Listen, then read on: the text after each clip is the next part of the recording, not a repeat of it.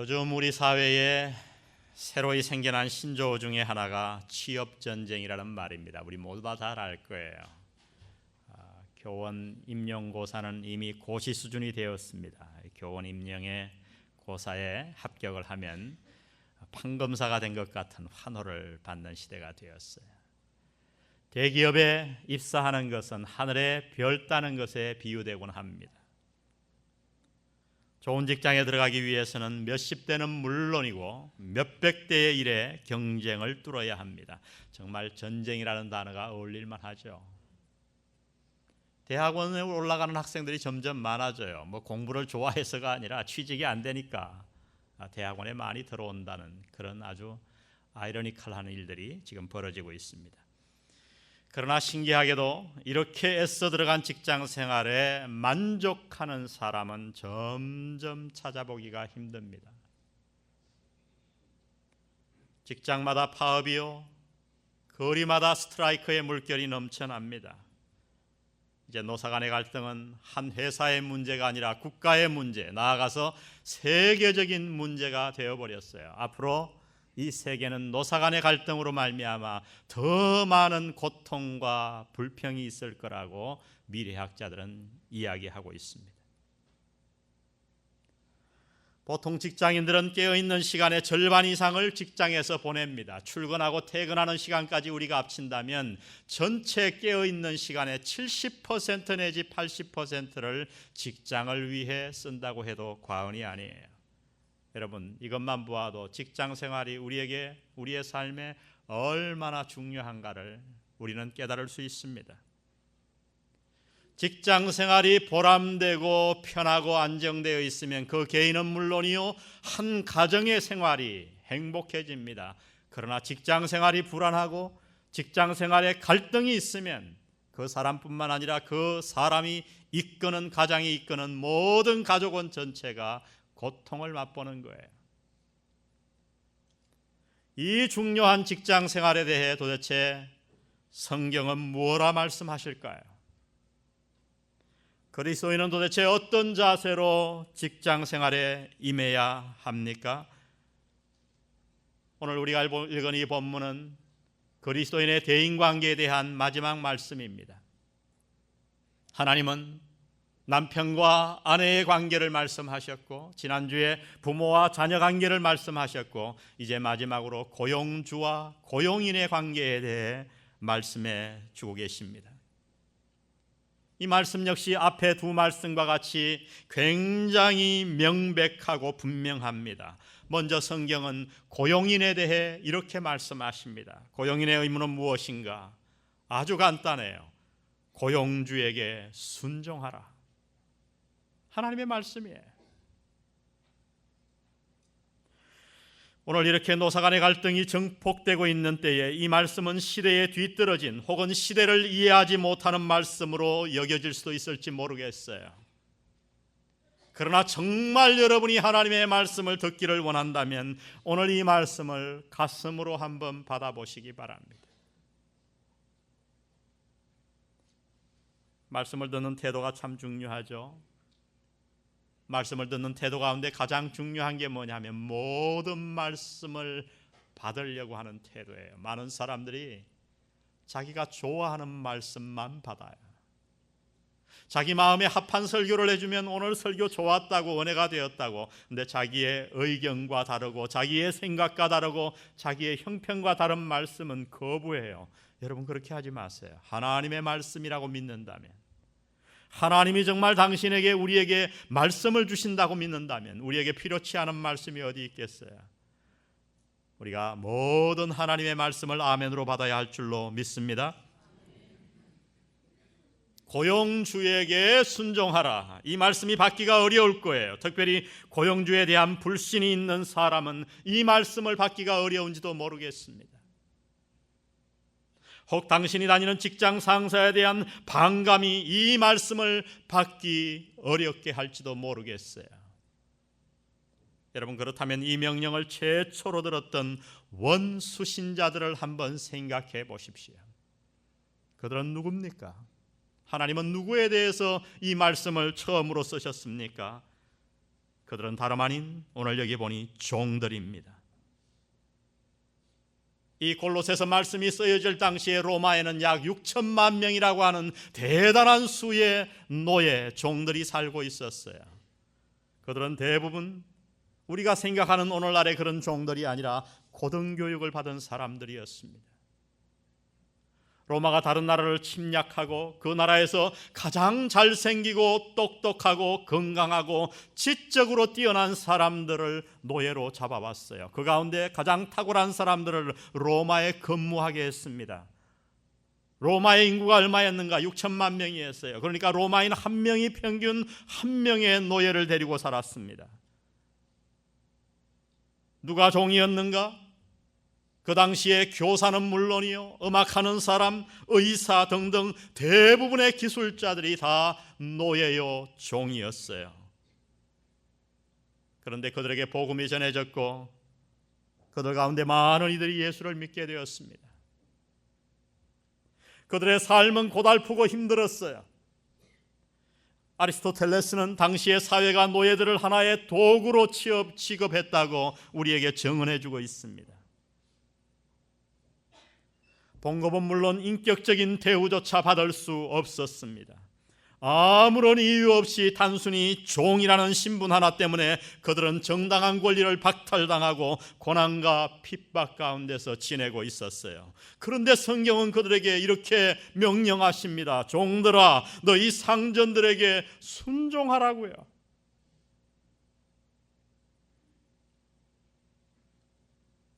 여러분, 오늘 이 순종은 아내가 남편에게 해야 하는, 그리고 자녀가 부모에게 해야 하는 바로 그 순종입니다. 어떻게 하나님이 고난 가운데 있는 종들에게 이러한 명령을 내릴 수 있단 말입니까? 여러분, 이해가 되지 않는가요, 혹시? 그러나 이것이 하나님의 명백한 명령이에요. 저도 이 말씀 앞에 많은 걸림이 된 때가 있었어요. 하나님, 제가 이 설교를 해야 합니까? 이것이 정말 본문의 뜻입니까? 제가 많은 주석을 통해 원어로 연구해 봤습니다만 달리 해석할 길이 없어요. 왜? 이 명령이 너무나 명백하기 때문에.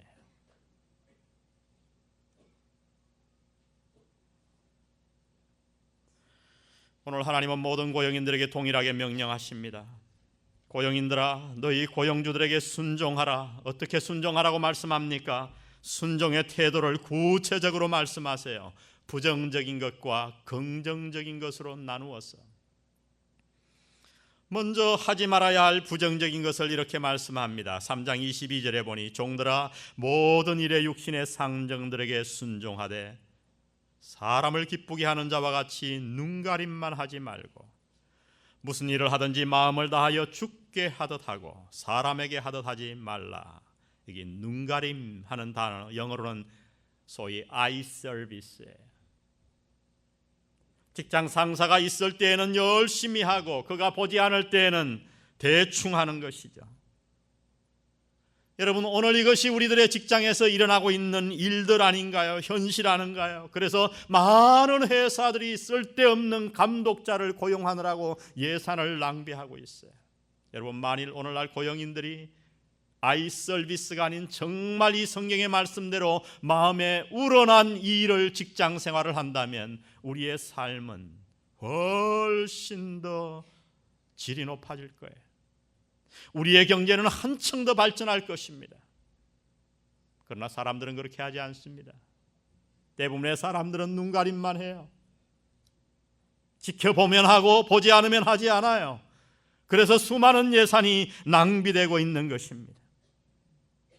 오늘 하나님은 말씀하십니다. 세상은 어떻게 하든지 상관없이 그리스도인들은 그렇게 해서는 안 된다는 거예요. 여러분, 오늘 고용인들에게만 말씀한 게 아니고 종들에게 얘기했다고요. 봉급을 한 푼도 받지 않는 종들에게 하나님은 명령하셨어요.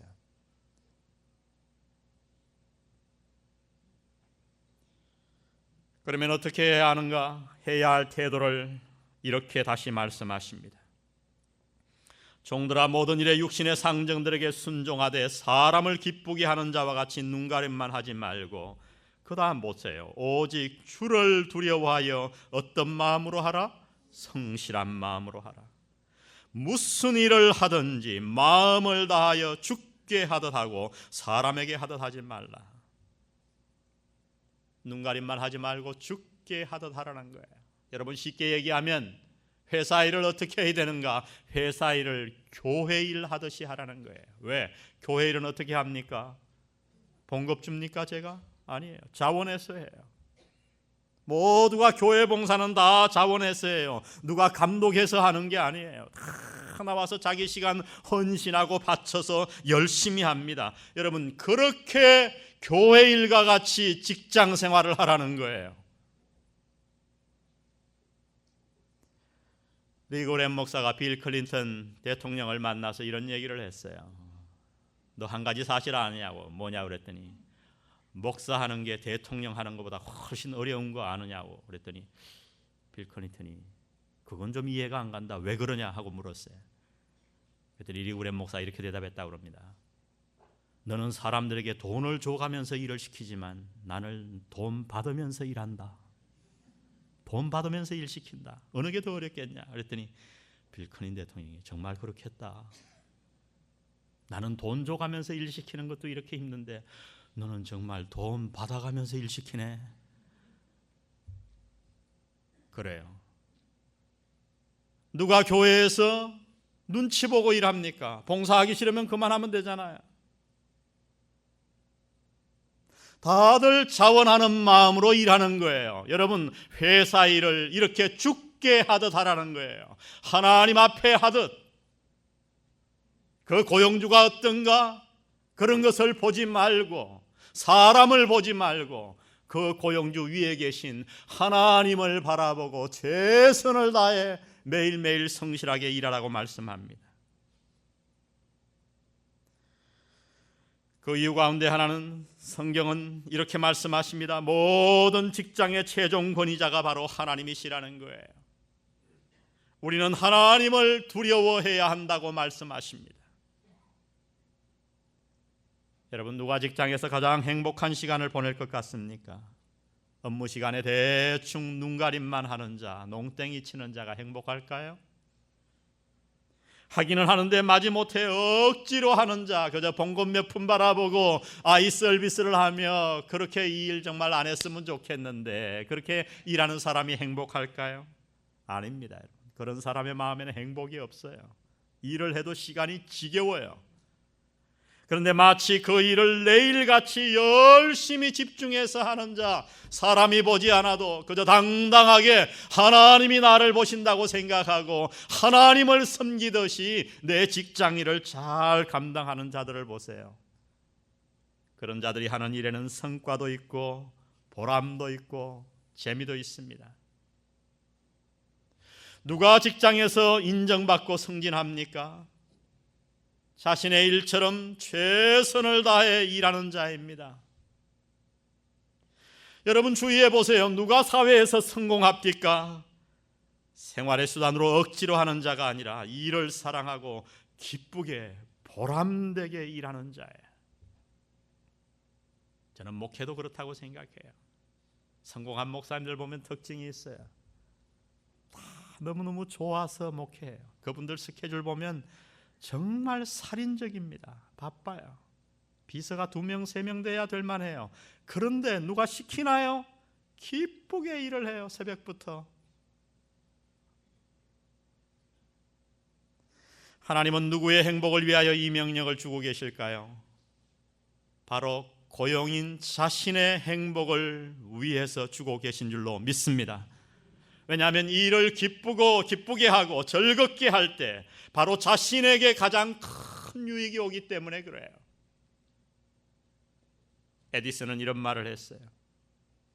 몇 시간 일했다거나 월급이 얼마이냐는 내게 큰 문제가 되지 않는다. 노동의 목적을 성취하는 기쁨에 두면 훨씬 효율적이다. 아주 대단히 중요한 말을 했어요. 노동에 관해서. 이 에디슨의 말이 노동 철학에 가장 많이 빈번하게 사용돼요. 노동의 목적을 성취하는 기쁨에 두면 훨씬 효율적이다. 이걸 쉽게 말하면 장인정신이라고 그러죠. 봉급이 문제가 아니에요. 내가 하는 일이 얼마나 잘 되고 있는가, 일의 성취가 목적이에요. 여러분, 이런 자들은 그 일이 기뻐요. 내가 만들어낸 제품을 보면 보람이 있어요. 예수님은 이렇게 얘기하셨습니다. 아버지께서 일하시니 나도 일한다. 할렐루야. 예수님의 스케줄을 보세요. 대충 하신 것이 아니에요. 그분은 몫으로서 노동을 하셨어요. 최선을 다하셨습니다. 여러분, 성경에서 하나님이 쓰신 자들을 보세요. 노동할 때 최선을 다한 자를 뽑아서 지도자를 삼으셨어요. 다윗은 형들 7이 다 대통령이 되겠다고 양을 버려놓은 그 양떼를 혼자 치고 있었어요. 아버지 이새는 그 아들을 잊어버리고 있었는데 사무엘에 가보니까 아무도 후보자가 없는 거예요. 네 아들이 이게 다하냐? 하나들이 더 있네요. 다윗은 양복도 갈아입지 못하고 양치다가 왔어요. 그 작업복을 입고, 오늘날로 말하면 중소기업의 3D 업종에 일하다가 온 그 작업복을 입고선 다윗에게 하나님이 이렇게 말씀합니다. 이가 거니 그에게 기름을 부으라. 할렐루야. 하나님은 모세를 언제 불렀나요? 양치는 가운데서 부르셨어요. 하나님은 엘리사를 어떤 때 불렀나요? 농사일을 열심히 하는 가운데 부르셨어요. 하나님은 베드로를 어디에서 부르셨나요? 고기를 잡는 일을 할 때 부르셨어요. 여러분, 성경을 읽어보세요. 모두가 놀고 있던 사람을 하나님은 쓰신 적이 없으십니다.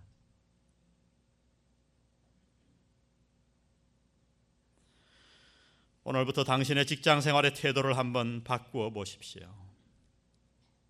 고용주의 잘못을 오늘부터 생각하지 마세요. 이 말씀을 한번 잘 적용해 보세요. 여러분, 고용주가 아무리 못한들 로마 시대의 주인만 못하겠습니까? 당신의 형편이 아무리 힘든들 로마 시대의 노예보다 못하겠습니까? 여러분, 이 말씀을 한번 여러분에게 하나님의 말씀으로 받아 적용시켜 보세요.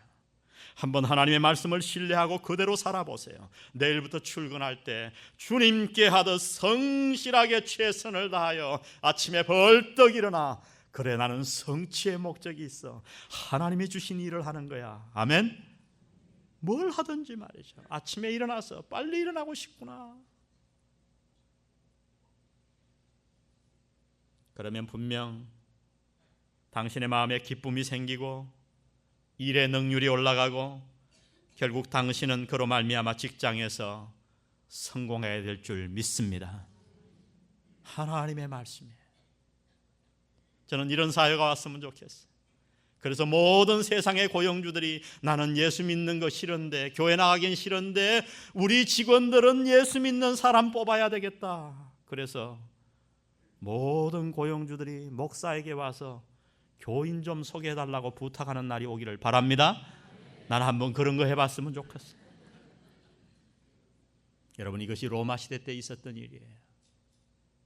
여러분, 모든 종들이 성실하게 일을 했어요. 이 말씀을 받아서 어떻게 되는지 아세요? 로마가 어떻게 복음되어 됐는가? 스토리를 읽어보면 너무 재미있어요. 로마 귀족들은 뭐 했어요? 게을렀어요. 날마다 먹고 놀고 방탕했어요. 근데 그 귀족들이 자기의 딸과 아들을 시집 보낼 때는 망설여지는 거예요. 왜? 그 귀족들의 삶을 아니까. 게을러 터지고 불성실하고 방탕한 그들에게 자기의 자녀를 주고 싶지 않았던 거예요. 누구를 며느리로 삼았는가? 종들 가운데 삼았어요. 사위를 누구를 삼았는가? 종들 가운데. 이미 얘기했죠. 굉장히 그들은 지적인 사람이었다고요. 거기다가 믿음을 가지고 성실했다고요. 여러분, 순식간에 그 로마가 복음화되고 난 이후에 노예제도가 없어진 줄로 믿으시기 바랍니다. 이게 하나님의 방법이에요. 여러분, 세계 역사에서 종들이 반란을 일으켜서 노예제도를 폐지시킨 적이 없어요. 하나님은 그렇게 명령하지 않아요. 부인들이 잘못된 남편을 걸육을 키워갖고 모가지를 휘어잡아서 매어쳐서 남편을 변화시킨 역사가 없어요. 하나님의 말씀에 길이 있는 줄 믿으시기 바랍니다. 두 번째, 하나님은 고용주에게 말씀하십니다. 고용주에게 주신 말씀도 굉장히 명백하고 간단해요. 겸손히 공평하게 고용인들을 대하라. 여러분 혹시 여기에 고용주가 되시나요? 아니 여러분 가운데 앞으로 고용주가 될지도 모르겠습니다. 이 말씀을 잘 받으십시오. 우리 4장 1절을 다 같이 한번 읽어보겠습니다. 시작. 상전들아 의와 공평을 종들에게 베풀지니 너희에게도 하늘에 상전이 계심을 알지어다. 여러분 이 말씀은 당시에 상당히 충격적인 말씀이었어요. 왜냐하면 종들을 의와 공평으로 대하는 것은 당시 로마 사회에서는 있을 수 없는 일이었기 때문에 파격적인 말씀이었어요. 당시 로마인들은 노예는 생명 있는 도구로서 그들에게는 인격도 영혼도 없다고 믿었기 때문입니다. 오늘 이 구절과 평행 구절인 에베소서 6장 9절은 이렇게 말씀합니다. 상전들아 너희도 저희에게 이와 같이 하고 뭐를 거치라? 뭘 거쳐요? 성경이 얼마나 분명합니까? 다 같이 공갈을 거치자. 협박하지 말라는 거예요. 이는 저희와 너희의 상전이 하늘에 계시고 그에게는 외모로 사람을 취하는 일이 없는 줄 너희가 알매니라. 진짜 상전은 네가 아니라 하나님이시라는 거예요. 하나님은 고용주와 고용인을 똑같이 보신다는 거예요. 남편과 아내와 부모와 자녀를 똑같이 보신다는 거예요. 오늘 이 말씀을 주면서 역시 부정적인 것과 긍정적인 것을 말씀하십니다. 먼저 고용주가 하지 말아야 할 것은 뭡니까? 억압하거나 협박하지 말라는 거예요. 공갈을 거치라. 하나님은 이 땅을 질서 있게 하기 위해 누군가에게 권위를 주셨습니다. 남편과 아내 가운데서는 남편에게 권위를 주셨고 부모와 자녀 가운데서는 부모에게 권위를 주셨고 고용주와 고용인 사이에서는 고용주에게 권위를 주셨어요. 그리고 모두 그 권위에게 순종할 것을 명령하십니다. 그러나 하나님은 동시에 그 권위를 가진 자들에게 분명하게 말씀하십니다. 그 권위는 다름 아닌 바로 하나님에게서 난 것이라고요. 자신의 것이 아닙니다. 고용주들은 이것을 알아야 한다는 거예요. 남편과 부모는 이것을 알아야 합니다. 모든 권위자는, 이 땅의 모든 권위자는 한결같이 자신이 권위의 출처자가 아님을 기억해야 합니다. 나는 권위를 받아 관리하는 대리자에 불과해요. 따라하겠습니다. 나는 권위의 출처자가 아니다. 왜 권위를 가진 자들이 자신의 권위 아래 있는 사람들을 함부로 대합니까? 공갈을 하고 협박을 합니까? 그 이유는 그 권위가 자신의 것인 줄 착각하기 때문에, 이 회사를 내 것이라고 생각하기 때문에 그래요. 하나님은 이러한 자들을 매우 싫어하십니다. 성경을 보십시오. 우리가 알듯이 사울은 버림받았어요. 처음에 사울이 왕이 될 때만 해도 그는 굉장히 겸손했습니다. 그런데 왜 사울은 버림받았나요? 이유는 단 하나였어요. 그의 권위가, 그의 권위의 출처가 자신이라고 생각했어요. 하나님이 그에게 주신 그 왕의 자리 권위가 내 것이라고 생각한 그 순간 사울은 멸망하고 말았습니다. 사무엘상 15장 11절을 보십시오. 내가 사울을 세워 왕 삼은 것을 후회하노니 그가 돌이켜서 나를 좇지 아니하며 내 명령을 이루지 아니하였음이니라 하신지라. 우리가 사울을 읽어보면 처음에는 그렇게 겸손하게 하나님의 권위 아래서 행동하던 사울이 어느 날 자기를 위하여 기념비를 만들고 마음이 높아졌습니다. 하나님이 주신 명령을 이행치 않았어요. 그래서 사무엘은 그를 이렇게 책망했습니다. 사무엘상 15장 17절에 보세요. 사무엘이 가로되 왕이 스스로 작게 여길 그때에 이스라엘 지파의 머리가 되지 아니하셨나이까? 사무엘이 가로되 여호와께서 번제와 다른 제사를 그 목소리 순종하는 것을 좋아하신 같이 좋아하시겠나이까? 순종이 제사보다 낫고 듣는 것이 순양의 기름보다 나으니 이는 거역하는 것은 사술의 죄와 같고 완고한 것은 사신 우상에게 죄와 절하는 죄와 같음이라. 왕이 여호와의 말씀을 버렸으므로 여호와께서도 왕을 버려 왕이 되지 못하게 하셨나이다. 여러분, 사울이 멸망한 이유는 다른 게 아니에요. 자신의 권위의 출처를 자신이라고 생각한 거예요. 그래서 마음을 높였어요. 자신의 권위를 하나님이 주셨다는 사실을 망각해버렸어요. 내가 하나님의 권위 아래 있는 자라는 것을 잊어버렸어요. 여러분, 이것보다 더 무서운 죄는 없습니다. 이것이 우리 고용주들에게 주신 하나님의 말씀이에요. 너희의 상전이 하늘에 계심을 기억하라는 겁니다. 네가 다스리고 있는 고용인도 똑같은 너와 같은 자라는 것을 기억하라는 거예요. 그래서 하나님을 두려워하며 너의 회사를 경영하라고 말씀하십니다. 우리가 알듯이 사울은 전쟁에서 죽고 맙니다. 사울이 죽었느냐 자살했느냐 둘 다입니다. 칼을 맞아 자기가 죽게 되니까 자신의 칼을 세워놓고 그 위에 엎드려 자살하고 말았어요. 그날 사울의 세 아들도 다 죽었어요.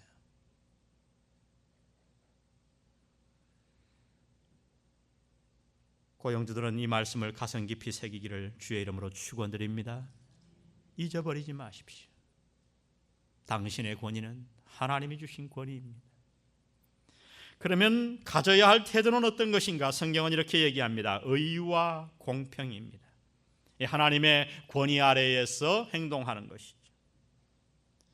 여러분, 이 말씀은 고용주가 고용인의 일을 대신하라는 말씀이 아니에요. 고용인들의 잘못을 방치하라는 말씀이 아니에요. 어떤 사람들은 이 말씀을 잘못 해석해서 사장이나 내나 하는 일이 다 똑같으니까 똑같이 해야 된다. 그래서 사장도 걸레 잡고 청소해야 된다. 여러분, 이것을 배로 비유해 보세요. 비행기로 비유해 보세요. 기장이 스튜어디스 일을 똑같이 하고 있으면 어떻게 되죠? 그 비행기는 추락하는 거예요. 그런 얘기가 아니에요. 고용인들의 잘못을 방치하라는 얘기도 아니에요. 권위는 세워져야 합니다. 하나님이 주신 권위는 적절하게 행사되어야 합니다. 그러나 그 권위를 행사할 때에 의와 공평을 따르라는 거예요. 항상 의롭게, 그리고 누가 보아도 수긍이 갈 수 있도록 원칙에 따라 공평하게 권위를 행사하라는 겁니다. 여러분, 힘은 있을 때 조심해야 돼요. 여러분, 권위라는 것은 칼과 같아요. 날카로운 칼과 같아요. 이걸 잘 사용하면, 여러분 집에 부엌칼이 잘 틀면 얼마나 좋습니까? 요리하기가. 그러나 그것을 잘못 생각하면 사람을 해치게 돼요. 똑같습니다. 그래서 우리는 성경에 보면 권위자를 위해 기도하라 그럽니다. 대통령 한 사람이 아무것도 아닌 것 같지만 그가 정말 권위를 잘 행사하면 온 나라 국민들이 평안해요. 그러나 그가 그 칼을 잘못 휘두르면 온 국민이 고통받는 거예요. 결국 오늘 하나님께서 고용인과 고용주에게 바라시는 것은 한 가지입니다. 그 말씀이 오늘 본문에 나타나 있는데 우리 그 본문 24절 25절을 한 목소리로 한번 읽어보겠습니다. 시작. 이는 유업의 상을 주께 받을 줄 알미니 너희는 주 그리스도를 섬기느니라. 불의를 행하는 자는 불의의 보응을 받으리니 주는 외모로 사람을 취하심이 없느니라. 여러분, 무슨 얘기인가요? 이 땅의 일은 다 그림자에 불과하다는 겁니다. 이 땅에서 고용주가 되느냐 고용인이 되느냐 하는 것은 중요치 않다는 거예요. 왜냐하면 이 땅에서의 삶은 잠시이고 우리에게는 장차 영원한 상급이 우리를 기다리고 있기 때문이에요. 그 상급은 무엇에 의해 결정되는가? 고용인이었느냐 고용주였느냐가 아닙니다. 남편이었느냐 아내였느냐가 아닙니다. 부모와 자녀였느냐가 아닙니다. 권위를 가진 자였느냐 권위 아래 있었느냐가 아닙니다. 어느 자리에 있었던지 간에 그 맡은 일을 죽게 하듯 했느냐가 우리의 상급을 결정하게 될 것이라고 말씀하십니다. 내가 비록 고용인이지만은 사람의 눈을 의식하지 아니하고 아이설비스를 하지 아니하고 죽게 하듯 최대의 성실하게 말단 직원이라도 그 일을 했다면 그는 훗날 저 하나님 앞에가 위대한 상을 받을 줄 믿으시기 바랍니다. 여러분, 이 말씀을 믿으세요. 여러분, 오늘 우리 사회를 보세요. 오늘날 우리 사회는 온통 갈등으로 달려가고 있습니다. 남편과 아내가 싸우고 서로의 권위를 주장하고 부모와 자녀 간의 갈등이 증폭되고 있습니다. 고용인과 고용주는 날마다 싸우고 있어요. 노사로 말미암아 매일 사회는 시끄럽습니다. 앞으로도 이 갈등은 계속될 것입니다. 우리 사회는 불행으로 치닫고 있어요. 여러분, 누가 이 불행의 꼬리를 끊을 수 있나요? 하나님은 오늘 저와 여러분에게 그 사명을 주신 줄로 믿습니다. 우리가 끊을 수 있습니다. 여러분, 우리의 삶이 이렇게 되는 날을 한번 상상해 보세요. 아내는 남편에게 순복하고 남편은 아내를 사랑하고 자녀는 부모를 힘을 다해 공경하고 부모는 그 자녀를 마음을 다해 사랑합니다. 고용인은 고용주에게 순종하고 고용주는 겸손히 의를 행하는 사회.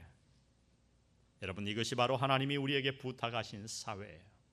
너희는 세상의 빛이라.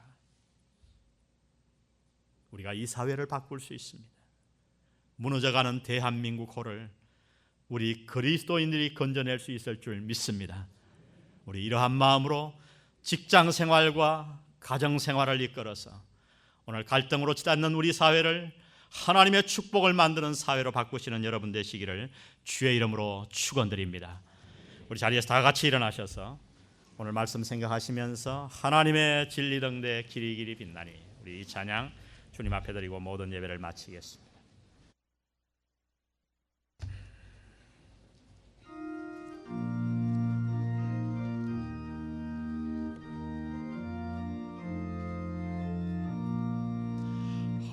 하나님의 진리 등대 길이 길이 빛나니 우리들도 등대되어 주의 사랑 비추세.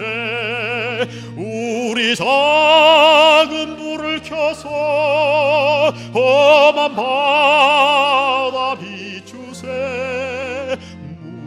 빠져 헤매느니 건져내어 살리세. 죄의 밤은 깊어가고 성남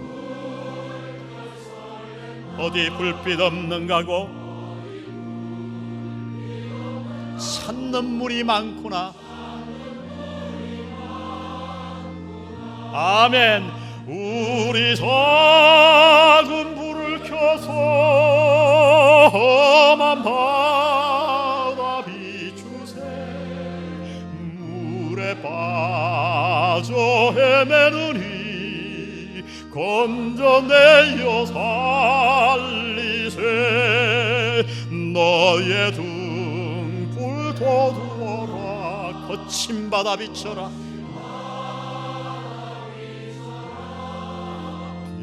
빛을 찾아 헤매느니 생명선에 건져라. 우리 작은 불을 켜서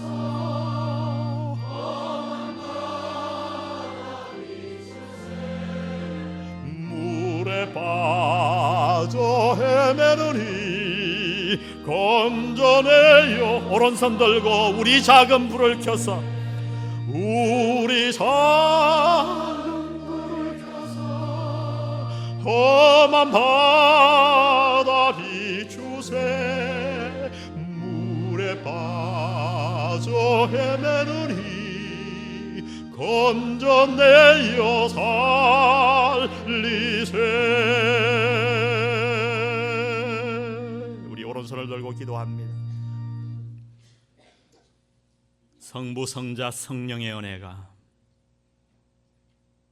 오늘 남편과 아내, 부모와 자녀, 고용주와 고용인에게 주신 이 말씀을 가슴에 받고 온통 갈등으로 불행으로 치닫는 이 사회를 우리가 하나님의 말씀에 순종하여 빛이 되어 건지기를 작정하는 영앙교우들 머리 위에 지금부터 영원히 함께 하시기를 예수님의 이름으로 간절히 축원하옵나이다.